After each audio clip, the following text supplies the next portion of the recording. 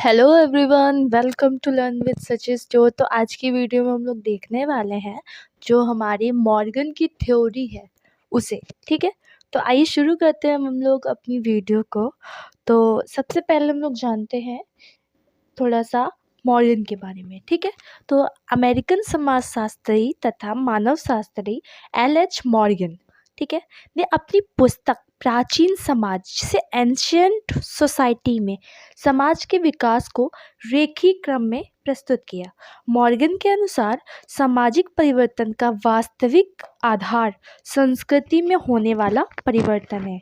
मानव संस्कृति की प्रवृत्ति अनेक अवस्थाओं के द्वारा एक निश्चित दिशा में आगे की ओर बढ़ने की रही है। ठीक है, तो इस आधार पर संस्कृति तथा सभ्यता में होने वाले प्रत्येक परिवर्तन को अनेक स्तरों के माध्यम से समझा जा सकता है।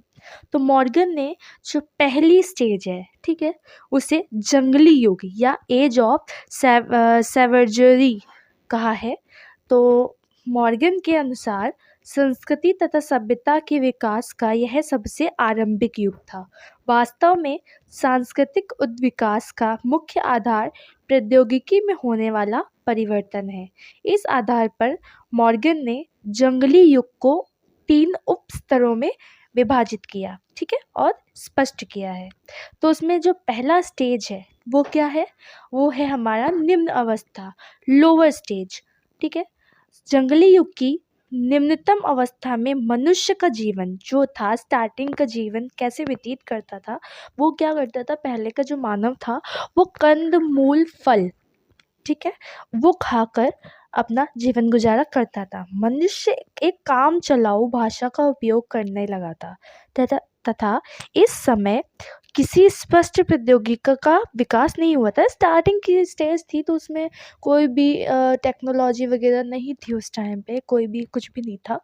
और जो सेकंड स्टेज थी, इस अवस्था में मानव ने मछली का शिकार करने के लिए कुछ उपकरण तैयार कर लिए थे तथा उसे आग के उपयोग की भी पर्याप्त जानकारी सेकंड मिडिल स्टेज तक हो गई थी। ठीक है, यहाँ पर हमारी जो उच्च अवस्था है, ठीक है, अपर स्टेज, जंगली युग की मध्यम अवस्था के बाद इस युग की उच्च अवस्था का आरंभ तब हुआ जब मनुष्य ने शिकार के लिए धनुष बाण आदि का प्रयोग करना आरंभ कर दिया।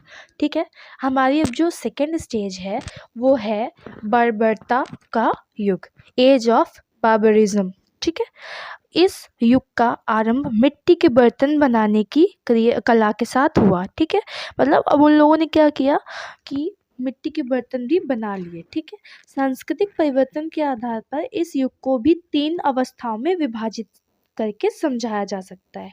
ठीक है, तो इसमें पहली स्टेज वही सेम टू सेम 3 अवस्थाएं हैं, पहले निम्न, मध्यम, फिर उच्च। ठीक है, इस अवस्था में मनुष्य ने चाक मतलब पहिए का आविष्कार करके इसकी सहायता से मिट्टी के बर्तन बनाने आरंभ कर दिए थे। ठीक है, स्पष्ट है कि मिट्टी के द्वारा इस युग के अनेक वस्तुओं का निर्माण आरंभ हो गया। जब मिट्टी से बर्तन बनाने स्टार्ट कर दिए तो मिट्टी से और भी चीज़ें उन लोगों ने फिर धीरे धीरे बनाना स्टार्ट कर दिया। अनेक प्रमाणों के आधार पर मॉर्गन ने नवपाषाण काल को बर्बरता के युग की निम्न अवस्था के रूप में स्वीकार किया जाता है।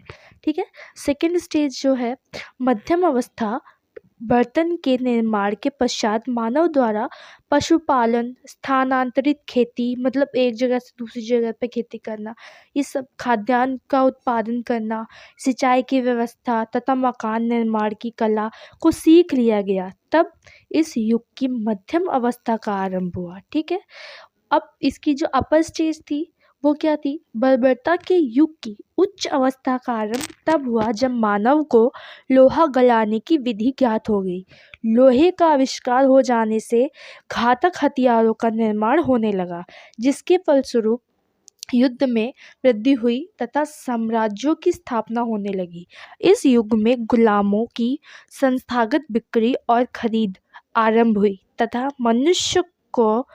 मनुष्यों पर अत्याचार बढ़ने लगा। मॉर्गन के अनुसार इसी अवस्था में छोटे छोटे नगरों की स्थापना के साथ उत्पादन की प्रकृति में भी परिवर्तन होने लगा। ठीक है। अब जो थर्ड था सभ्यता का युग, एज ऑफ सिविलाइजेशन।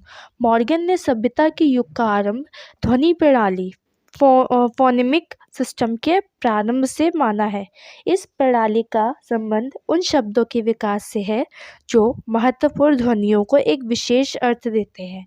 इस आधार पर सभ्यता के युग में भाषा एवं लिपि को महत्व देते हुए मॉर्गन ने सभ्यता के युग का प्रारंभ उस समय से स्वीकार किया जब समाज में लिपि का आविष्कार हो गया। मॉर्गन ने इस युग को विभिन्न अवस्थाओं में विभाजित न करते हुए बताया कि सभ्यता के उदय से लेकर आज तक इस स्थिति का निरंतर क्रमिक रूप से विकास हो रहा है। ठीक है। अब इस युग की चरम अवस्था का उल्लेख करते हुए मॉर्गन ने लिखा है, सभ्यता के युग में एक समय वह आएगा जब बौद्धिकता संपत्ति के स्वामित्व को अपना लेगी। ठीक है। मॉर्गन का यह कथन टॉलर के इस कथन से प्रभावित दिखाई देता है कि संस्कृति का उद्विकास अचेतनता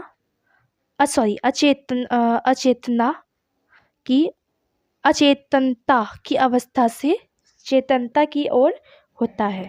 ठीक है।